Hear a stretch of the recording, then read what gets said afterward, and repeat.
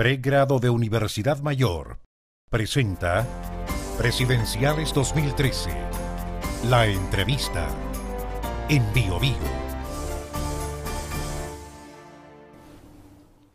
Conversamos sobre los programas de gobierno, sobre lo que esperan de un país y lo que pretenden para un país, para nuestro país. ¿Cuáles son las utopías? Y si estas son meras utopías o son realizables. Hoy está con nosotros Marcel Clot, representante, candidato presidencial del Partido Humanista. Hola Marcel, ¿cómo le va? Buenas. Una pequeña aclaración, es del movimiento Todos a la Moneda. El Partido Humanista es una de las 20 organizaciones que constituyen el movimiento. Y nosotros inscribimos la candidatura como Todos a la Moneda y tanto la lista parlamentaria como la candidatura presidencial. Partamos por lo básico. ¿Cuál es su motivación para presentarse a una candidatura presidencial? ¿Por qué la toma en este momento? Mira, yo la tomo en este momento porque han habido cambios importantes en la realidad política chilena. Y particularmente el 2011 fue un año que nosotros llamamos de expansión de la conciencia política. Antes del 2011 tú podías plantear educación pública gratuita y no era algo que cupiera ni en el corazón ni en la mentalidad de los chilenos. Después del 2011 hubo muchos cambios en Chile, donde se ve posible que vuelva el país a tener educación pública gratuita, recuperar el sistema público de salud, recuperar el cobre. Hoy día eso va más allá del 5%, es algo ambicionado transversalmente tanto por sectores de derecha como por sectores de izquierda. Entonces nosotros hemos entendido que este es un año en donde es posible cambiarle la dirección y el curso a la economía chilena, a la sociedad chilena, porque los vientos soplan en otra dirección. Y el 2011 es importante porque yo decidí ser candidato porque yo observé el año 2011 una realidad política distinta y porque en la conversación con los estudiantes, con las bases, no estoy hablando de los dirigentes ni de los líderes, estoy hablando de las bases estudiantiles, hubo una demanda, digamos, una interpelación reiterada. Yo estuve en 85 conferencias a lo largo de todo el país, estuve en todas las tomas universitarias, una interpelación hacia mí respecto a que yo asumiera la conducción, ¿no?, y la iniciativa de levantar un proyecto político distinto en Chile. Por eso lo decidí yo, pero no es una decisión que solamente me compete a mí. Acá hay mucha gente, hay organizaciones sindicales, organizaciones sociales, algunos partidos políticos que me plantearon esto, lo discutimos. Es una cosa que no obedece a una iniciativa mía personal, porque efectivamente creo, yo en eso soy muy honesto y sincero, no fue una iniciativa mía personal de yo lanzarme como candidato, sino que fue una decisión colectiva, grupal, que permitió la construcción de este gran movimiento que hoy día es una fuerza política. Marcel, se habla mucho y en todas las elecciones, de las candidaturas testimoniales, de aquellas que no tienen tanto arraigo en las encuestas o dentro de la opinión pública. El Partido Humanista, de hecho, cuando ha tenido candidatos, aquí van más organizaciones, pero también está el Partido Humanista, ha tenido candidatos de bajo apoyo electoral. Desde ese punto de vista, ¿su candidatura es testimonial? Yo creo que no. Nosotros pensamos que no es testimonial por lo que ha ocurrido, ¿no?, electoralmente, ¿no? Nosotros observamos el año 2009, la candidatura de Marco Enrique Ominami logró casi un 20% del electorado. O sea, ahí ya se vio que una tercera vía podía llegar incluso al 20%. Y las otras candidaturas ser ya no hegemónicas, ¿no?, la Alianza y la Concertación. Después tuvimos el año pasado las elecciones municipales, donde hubo un 60% de abstención. Y la elección primaria, donde fue elegida Michelle Bachelet y donde fue elegido también Longueira, en total el voto duro de la Concertación y la Alianza no llega ni al 20% del electorado. Hay aquí un 80% de votantes que están en disputa. Si a eso tú le agregas que hay vientos que soplan en otra dirección, demanda de la ciudadanía por educación pública gratuita, por mejorar sustantivamente el sistema de salud, por la Asamblea Constituyente que ha despertado como un enorme impulso político, por recuperar el cobre. Entonces estamos en un escenario en donde ya estas ideas dejaron de ser testimoniales y hoy día son competitivas. Podríamos perfectamente nosotros, con un 20% de esos 10 millones de votos que están en disputa, entrar en segunda vuelta. Y si nosotros quedamos en segunda vuelta, yo tengo la certeza absoluta que vamos a ganar las elecciones. ¿Y usted considera que hay coincidencia entre su candidatura y otras que también podrían parecer testimoniales desde el punto de vista de las encuestas o del caudal de votos que obtengan? Y si es así, ¿por qué no aunarse en una sola candidatura que pueda, por ejemplo, alcanzar un 20% o más? Bueno, porque esos son procesos que cuesta alcanzarlos, ¿no? La izquierda o estos sectores anticapitalistas, ¿no?, han tenido históricamente la experiencia de la derrota, lo que yo llamo la estética de la derrota. La experiencia siempre ha sido perder, ¿no? Entonces, en el fondo, ¿qué es lo que hace cada grupito? Arma su propia embarcación y navega hacia la isla que mejor pueda llegar o la que más pronto podría llegar. No hay experiencia de éxito electoral, de concretar una posibilidad real de cambio.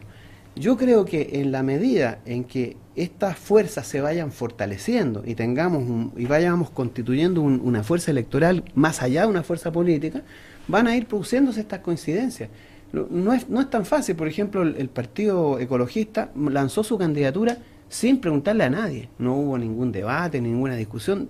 De manera autónoma lanzó la candidatura. Marco Enrique Ominami hizo exactamente lo mismo. Él decidió ser candidato sin preguntarle a nadie, sin buscar alianzas, sin buscar acuerdos.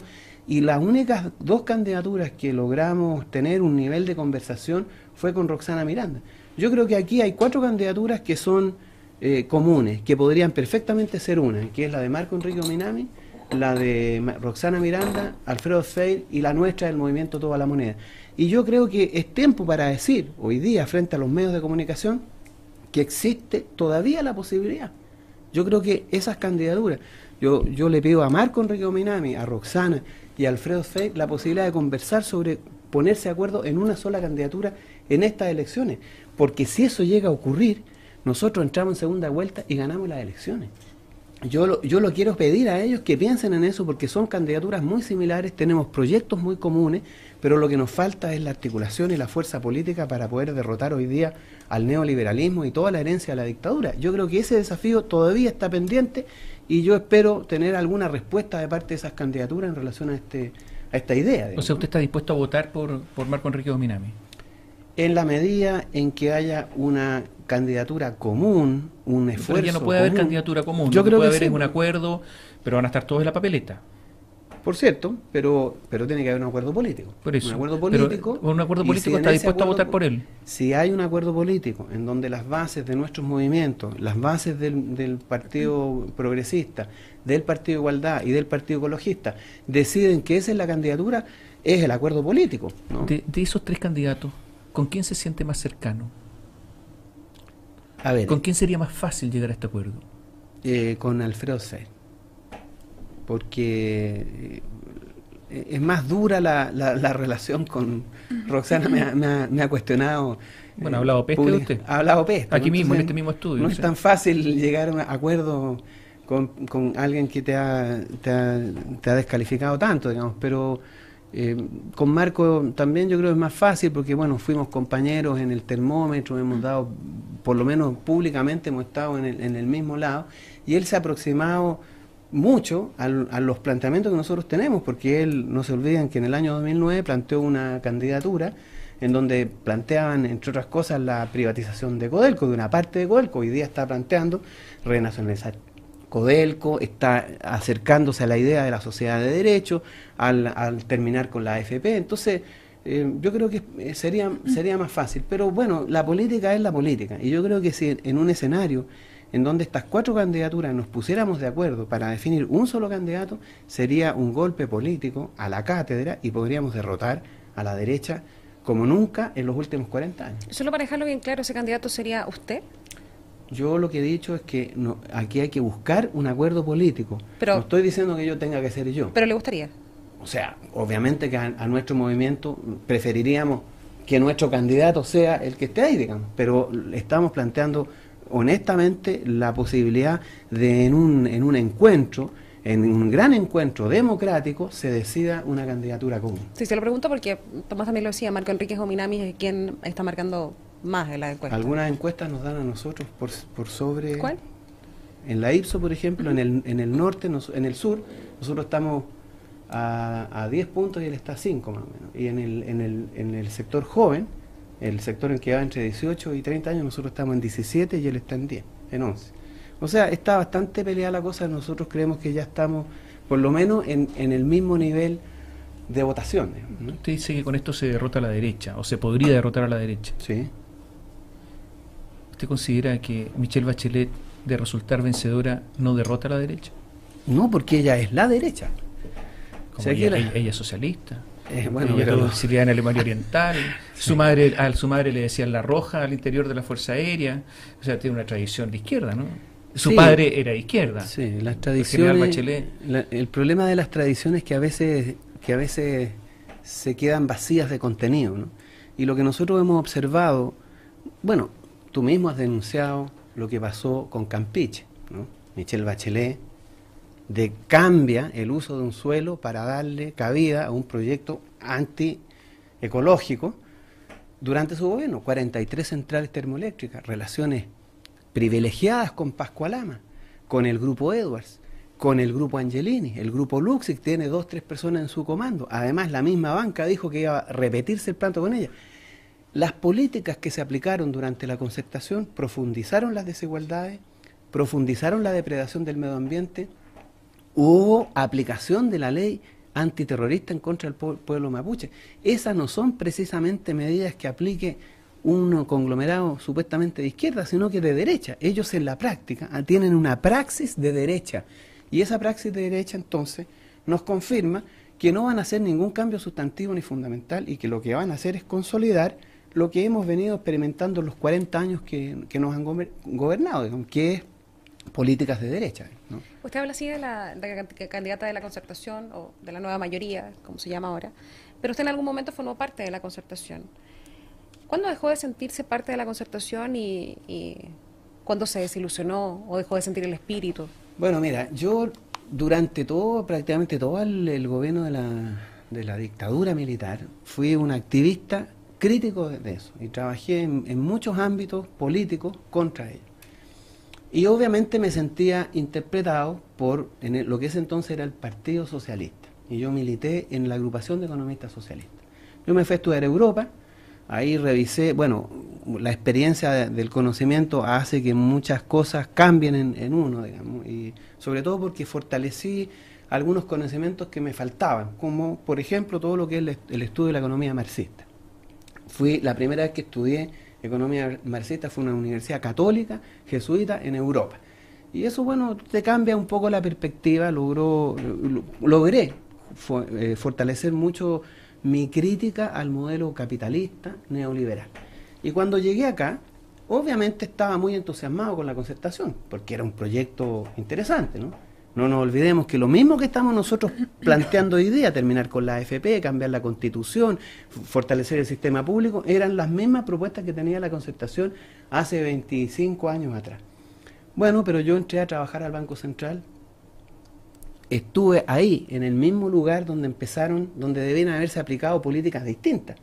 Y al año ya nosotros sabíamos que la Concertación había optado por consagrar todas las políticas neoliberales que habían sido implementadas durante la dictadura militar. Es más, acuérdense que hay un plebiscito ahí, el año 89 creo, ¿no?, en donde la Concertación acepta cambiar los quórum para quedar con las manos amarradas y no poder cambiar ninguna de las leyes emblemáticas de la dictadura, como la AFP, la ISAPRE.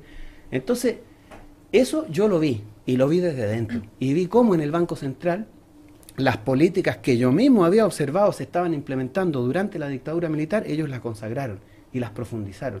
A los 2 años, yo llegué el 90, y el 92 yo estaba fuera de la Concertación, estaba fuera del PPD y estaba fuera de ninguna militancia vinculada a la Concertación. El año 92, estamos a más de 20 años de eso, yo creo que ya he cruzado el desierto y he pagado en el purgatorio todas las penas por haber participado en la Concertación. Pero 10 años después, del 2002, usted se definía de espíritu concertacionista, Sí, 2002, de espíritu. 10 años, bueno, pero el espíritu que estaba ahí, pues.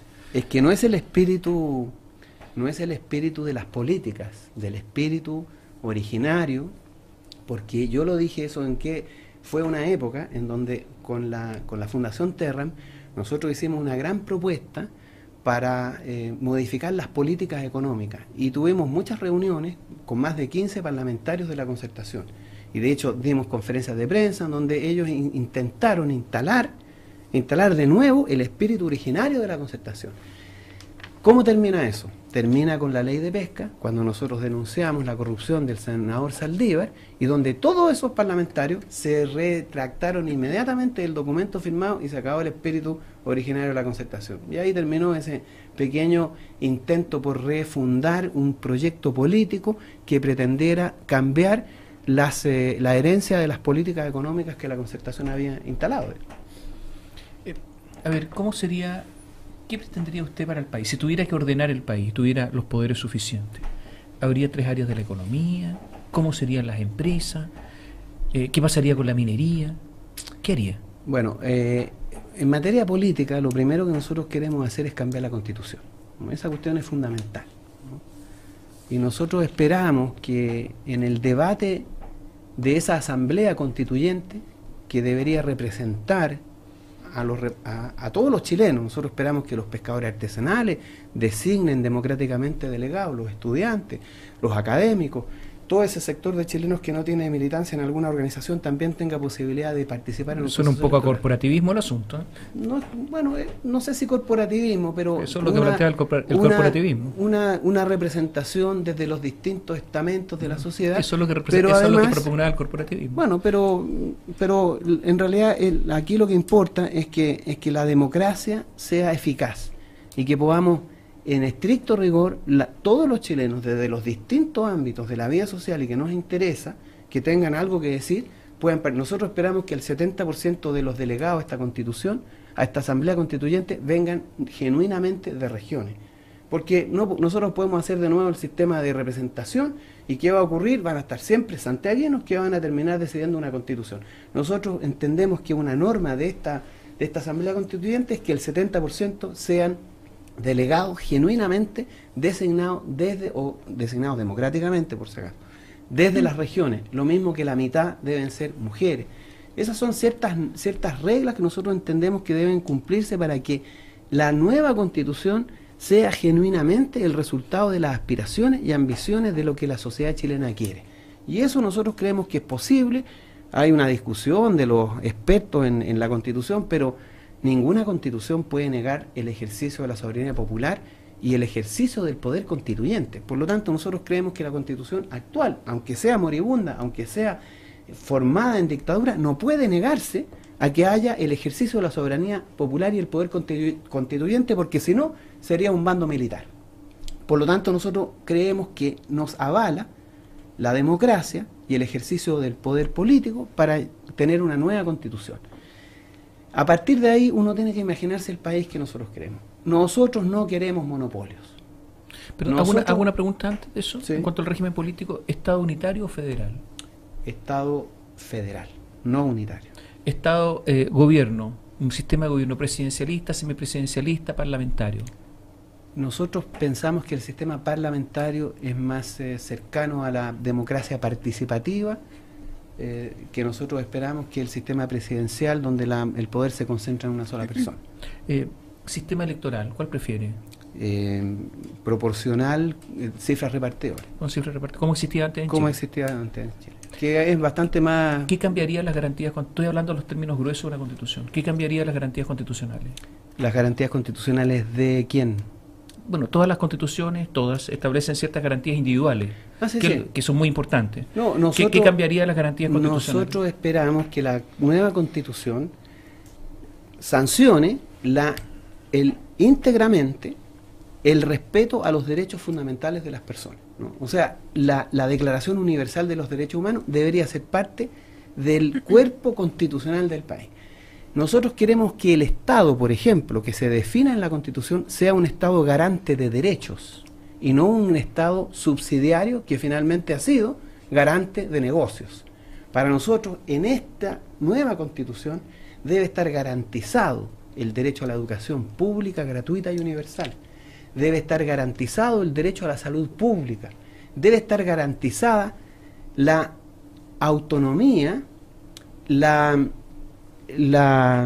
soberanía de los chilenos sobre sus recursos naturales estratégicos, el cobre, el litio, los recursos pesqueros, el agua. El agua hoy día está en manos de multinacionales. El agua tiene que volver a ser un bien de uso público, de sentido público y para el bienestar de nuestra población y no para negocios particulares que hoy día, como hoy día es, ¿no? Esas son las garantías fundamentales, un Estado garante de derechos y no un Estado garante de negocios. ¿Y cuáles serían los deberes de los ciudadanos? Bueno, los deberes de los ciudadanos, un deber que nosotros entendemos muy importante es la cuestión política. Hoy día nosotros no tenemos ciudadanos, no tenemos. Los deberes de los ciudadanos es pagar impuestos, por ejemplo. Porque los impuestos, nosotros entendemos que los impuestos no son ninguna gracia, no son una bendición de Dios. Nosotros no cobramos impuestos ni pagamos impuestos porque es entretenido pagar impuestos. Es el precio que nosotros tenemos que pagar para la vida en comunidad. Hay cosas que tenemos que financiar que nos interesan a todos. Que todos los chilenos sean bien educados es un interés público, porque de eso depende que los médicos sean buenos, que los ingenieros, que los periodistas, que los técnicos, los profesores sean buenos, competentes, y que además tengan prácticas sociales de respeto, ¿no? Cuando la sociedad es más educada, es una sociedad más sana. Las relaciones entre las personas son de mayor respeto. Por lo tanto, a nosotros nos parece que la educación debe ser un derecho para todos y las personas en esas circunstancias tienen que estar dispuestas a pagar impuestos, porque tenemos que tener bienes públicos, tenemos que cuidar esos bienes públicos, el sistema público de salud tiene que ser de primera calidad. Nosotros esperamos multiplicar por 3 el presupuesto de la salud, porque hoy día está en un 2,5%.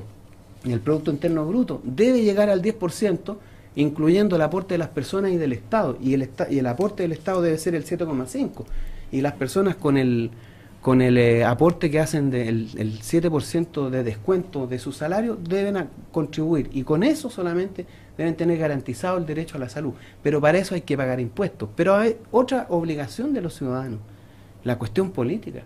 El ciudadano tiene que ser una persona civilizada, tiene que ser una persona que participa en política, porque la política es central en la vida de los pueblos. ¿Pero los va a obligar? No los vamos a obligar, pero los vamos a inducir, vamos a plantear la importancia. No vamos a hacer de esos gobiernos que tienden a degradar la función pública.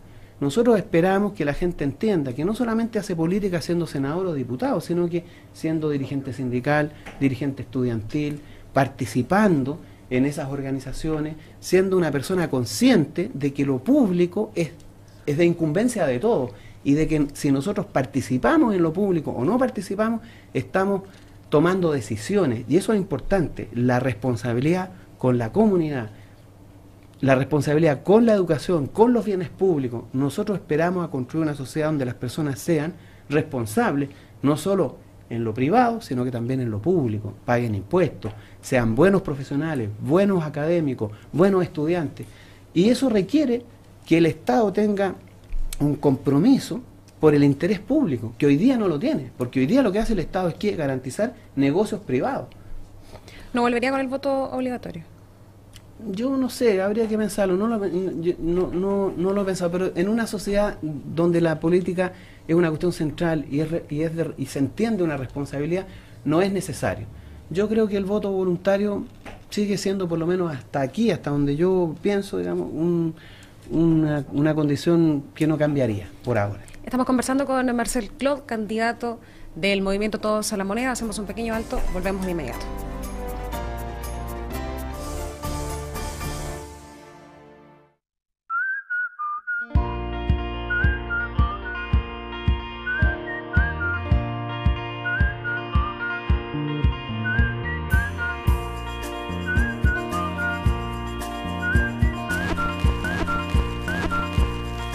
Conversemos de lo que sigue. Especialízate. Sé único. En Universidad Mayor tenemos más de 180 programas en 14 áreas académicas para que cumplas tus objetivos. Posgrados 2013 de Universidad Mayor. Todo para lograrlo.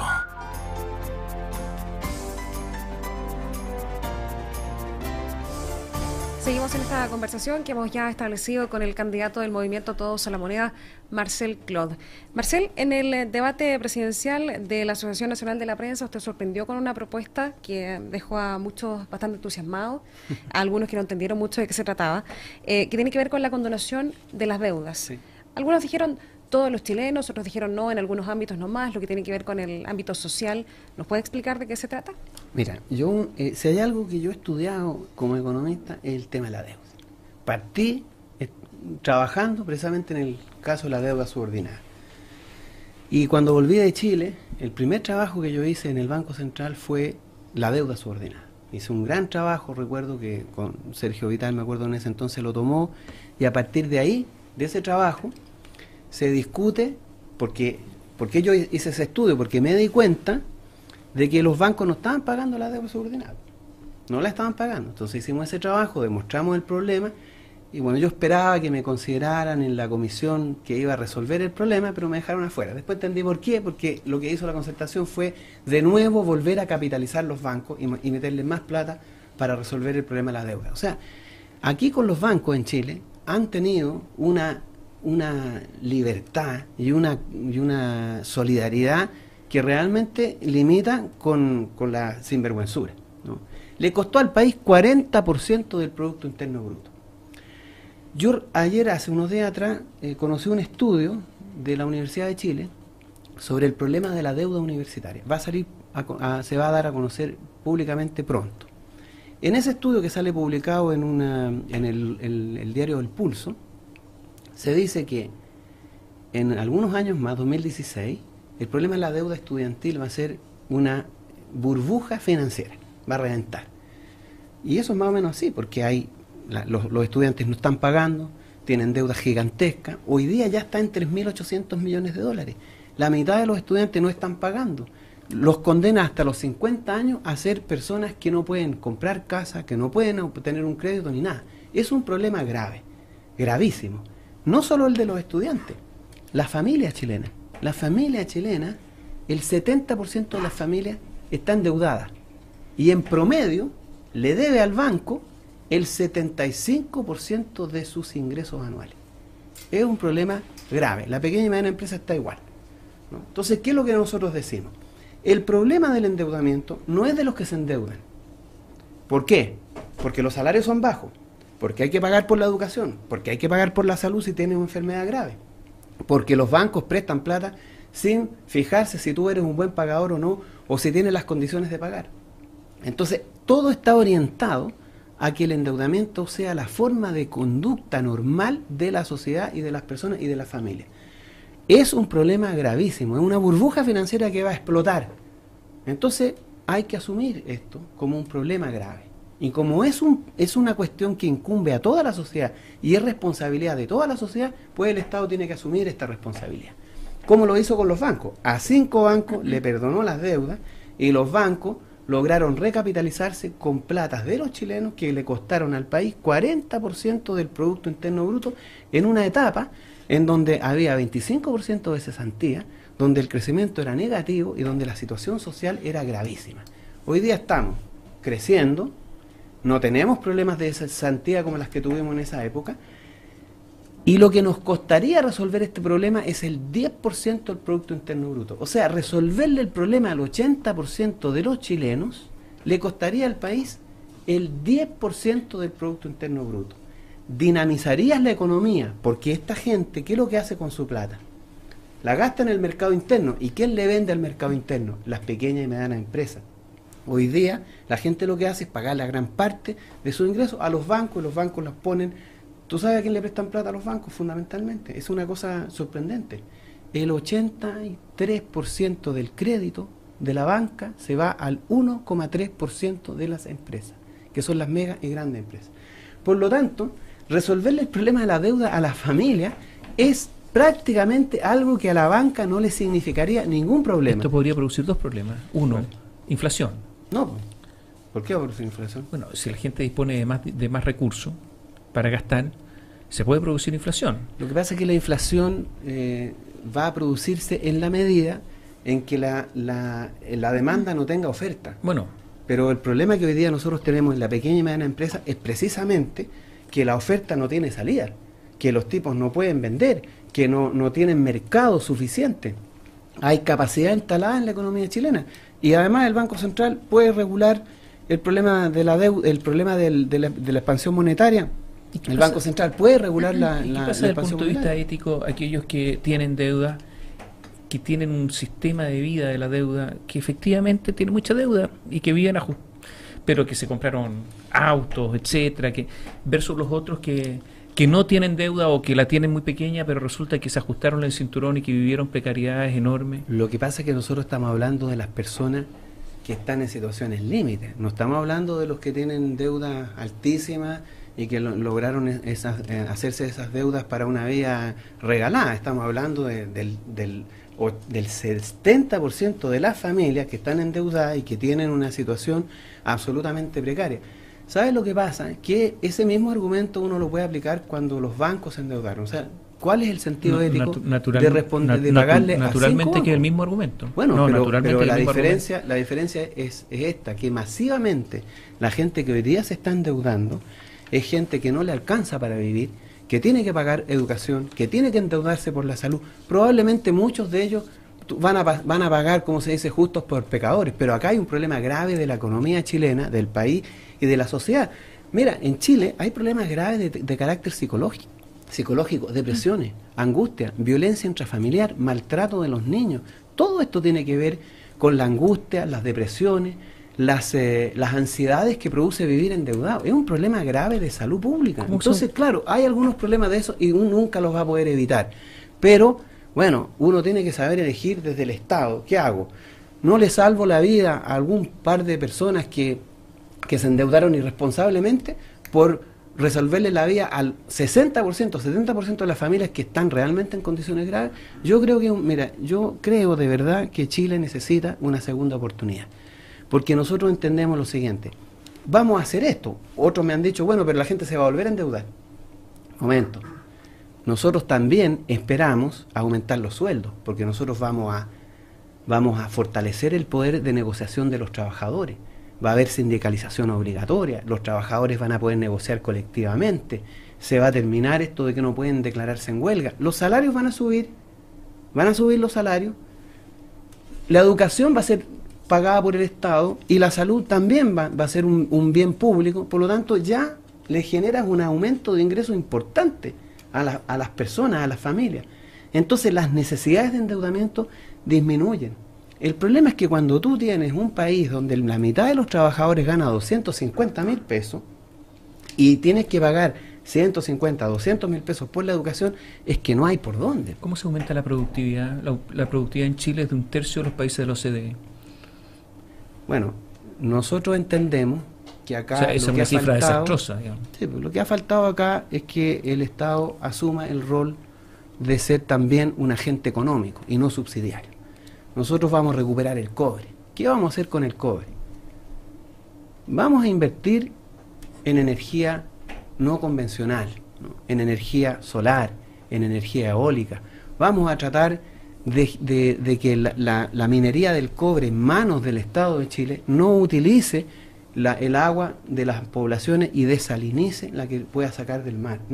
Es caro, pero tiene que hacerse porque no puede dejar a las poblaciones del norte sin agua. El Estado tiene que volver a darle a la Corfo este rol de impulsor de la producción y de la economía. Ese rol nosotros entendemos que tiene que volver a recuperarse, que el Estado oriente políticas para que no seamos productores de materias primas y le agreguemos algo de sofisticación. Fíjate que el cobre chileno, por ejemplo, nosotros, Codelco es responsable del 30% más o menos de la producción, el 70% es concentrado, se llevan el cobre, el oro, la plata, el molibdeno, y te castigan el precio porque te cobran la refinación afuera y no te pagan por un conjunto de productos que son también parte del concentrado que se llevan. Nosotros esperamos refinarlo acá, aumentar los ingresos de Codelco. Eso te va a permitir, nosotros vamos por lo menos duplicar el presupuesto de la nación, llegar al 40% de la carga tributaria que tienen normalmente los países de alto desarrollo y tener una política de innovación tecnológica. Tenemos que hacer innovación tecnológica. Chile no hace innovación ¿Pero quién tecnológica? asegura que el Estado lo hace bien? Que Nadie, Codelco está bien mira, administrado, que Petrox está bien, que NAP está bien administrado, que... Nadie te lo asegura como nadie te asegura que las empresas privadas también lo hagan. No, pero Yo lo que te digo una cosa, el tema de la eficiencia lo he discutido mucho, ¿no? Porque es algo que, bueno, a mí, bueno, yo nací al mundo público con esta discusión de que el Estado es ineficiente y que el sector privado es eficiente. Eso no es cierto. Pero yo no he dicho Codelco, eso. Lo que estoy diciendo es que es lo que asegura que el cambio sea productivo. Lo que lo asegura es que tú tengas una población inteligente, bien educada, bien formada. Te lo asegura que la educación pública te garantiza que las personas sean competentes, responsables. Porque en esto de ser responsable o irresponsable, competente o incompetente, tiene mucho que ver con la formación de las personas, con los valores que tú promueves. Si tú promueves en Chile la competencia, la destrucción del otro, el hacerse rico rápidamente, ¿cuántas personas nosotros tenemos hoy día en Chile? Por ejemplo, Jurasek, ¿no? Este señor fue funcionario público, hizo negocios escandalosos con Endesa. Hoy día está de presidente de la Universidad de Chile, para mis pesares y para muchos que son de sangre azul. Tenemos a este señor ahí como presidente de la Universidad de Chile. Y este señor se comportó de manera irresponsable como funcionario público y después como funcionario privado. Eso ocurre ¿por qué? Porque se valora en Chile hacerse rico y rápidamente. ¿Dónde están los valores del compromiso público, de la responsabilidad con la comunidad, de la responsabilidad con el Estado? Yo creo que Chile fue también un país así. Mi padre por lo menos era un hombre que se había que trabajar en la noche para pagarle el sueldo a las pensionadas porque él estaba en el Servicio de Seguro Social, hoy día el Instituto de Previsión Social, y yo vi muchos funcionarios que eran responsables y tenían en su corazón el compromiso con lo público. Nosotros podemos volver a ser un país así, ¿por qué no? Yo creo que nada lo asegura, nunca va a ser perfecto que el Estado sea el que administre, pero tampoco el sector privado es gran administrador de recursos. Piensa tú lo que pasa con la energía. En Chile, los tipos gastan energía de manera escandalosa, crece el consumo de energía por sobre el Producto Interno Bruto. Eso es ineficiencia. El costo de la ISAPRE es 14 veces más alto que el costo de FONASA. Entonces, deficiencia del sector público respecto al sector privado. Las ISAPRE, las AFP, fíjate las AFP.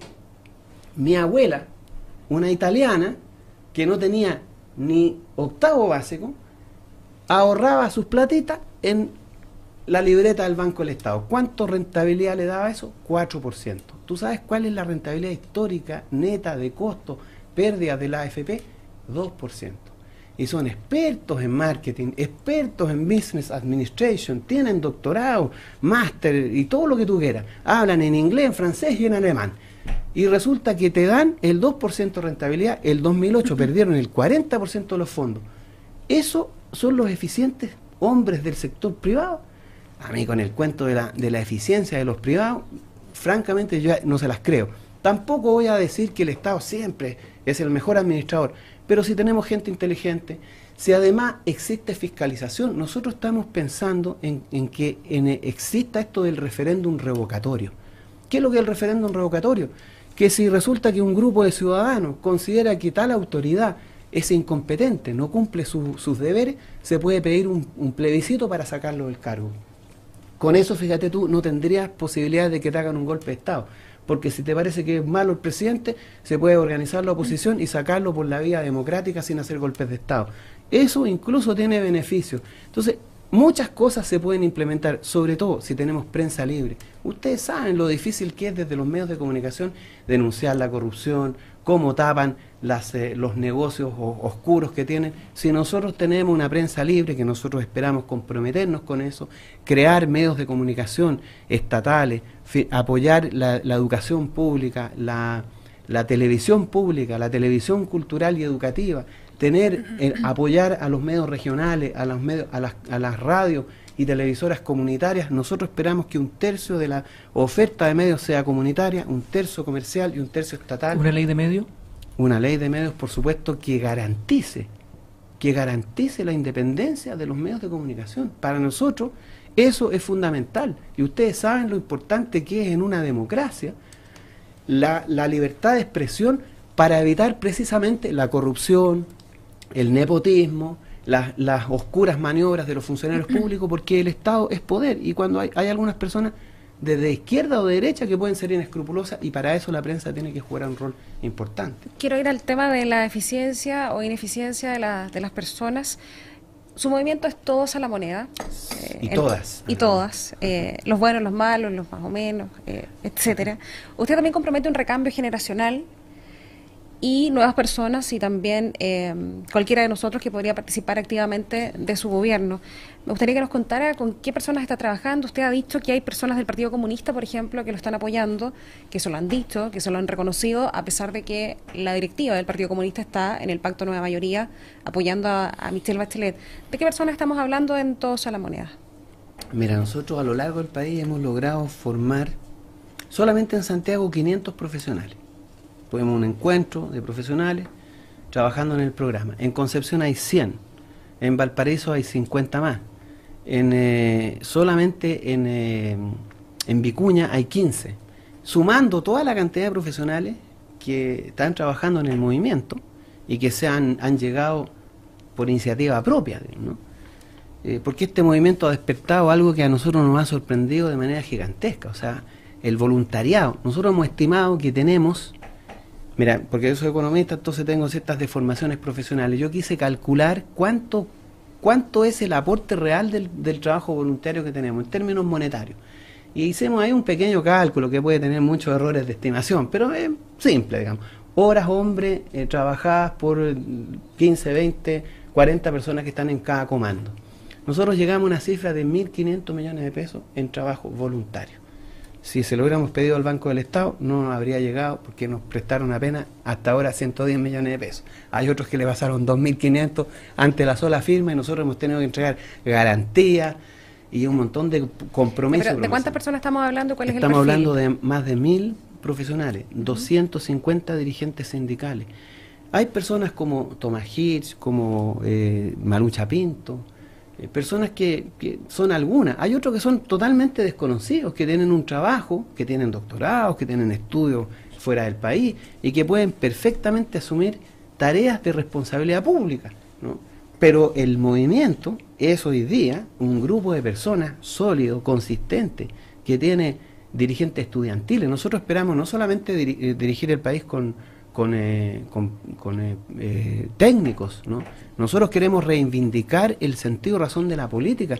Esperamos tener dirigentes sindicales como ministros, como subsecretarios, dirigentes estudiantiles como ministros y subsecretarios, académicos que han tenido largo trabajo de conocimiento, de resolución de problemas. Nosotros hemos logrado captar esa capacidad que no estaban hoy día en la política, porque la política chilena hoy día se ha convertido en camarillas de gente que se reparte el poder, y donde los que saben, los que entienden, no son invitados precisamente a la toma de decisiones. Usted habló de José Yuracé.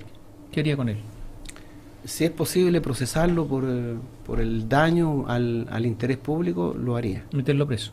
O sea, procesarlo. Bueno, eso es para meterlo preso, porque bueno, esa es la primera etapa. En la medida en que se demuestre que ha cometido, que ha dañado severamente el interés público y la propiedad fiscal, me parece que tiene que ser... O sea, su juicio cometido delito.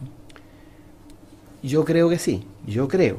Por eso. No, yo creo, pero espero que un juicio lo demuestre. Yo a mi juicio, muchos funcionarios públicos, como Yuracé, que eran funcionarios públicos, que fueron los que se encargados de ser los que debían sanear ciertas propiedades, después terminaron siendo propietarios. El otro, el señor Ponce Lerú, ¿no es cierto?, que como gerente general de la Corfo, terminó siendo dueño de una de las empresas que eran de la Corfo, que es Soquimich. Ahí hay que investigar y saber qué ocurrió, y sobre eso hay que recuperar propiedad pública de empresas que fueron fraudulentamente privatizadas, y los que fueron responsables de eso deben ser procesados. ¿Y sigue con la idea de quitar la nacionalidad a Jorge Paula, no? Yo creo que es una buena idea. ¿Sí? ¿Solo eso, no? ¿O algo más con él? No, yo creo que por ahora solo eso. Muchas gracias. Gracias por estar, Gracias, con, Marcel. por Gracias estar con por estar nosotros. con nosotros. Marcel Clot, explicándonos su programa de gobierno y lo que haría si es que es elegido presidente. Les agradecemos haber estado con nosotros en la transmisión de Bio Bio la radio y también de Bio Bio Televisión. Presidenciales 2013. La entrevista en Bio Bio. Pregrado de Universidad Mayor presentó Presidenciales 2013.